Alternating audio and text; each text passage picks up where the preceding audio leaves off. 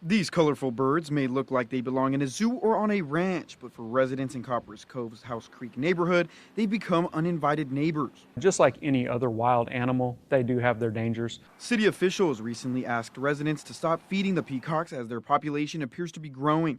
And according to police, this isn't a new problem.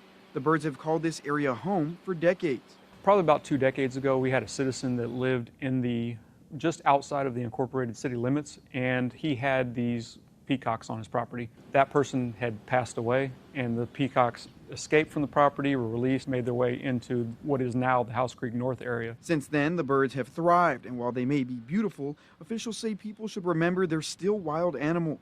Anytime somebody presents a danger to them, they're going to do what a wild animal would do and try to protect themselves. As far as dangers, it wouldn't be any more dangerous than maybe like a goose at the city park, but they will certainly come after you, peck at you, things of that nature. And if you have small children, that's certainly something to be concerned about. But the biggest complaints aren't necessarily about people. They're about property. Because it is a bird, fecal matter gets everywhere. They do fly, so it gets on houses, it gets on people's porches, on their vehicles. So why not just round them up? Officials say that's easier said than done. The peacocks can fly, they often avoid traps, and sometimes the traps catch everything except the peacocks. We've made attempts before to put out traps to capture them. However, the traps are not specific to the type of bird, and they capture everything. So cats get caught in them. The birds are pretty smart as well, so if you put feed inside of it, sometimes they'll just reach through it and grab the feed rather than go inside. For now, the city hopes residents will reduce the problem by not feeding the birds, while officials look for long-term solutions.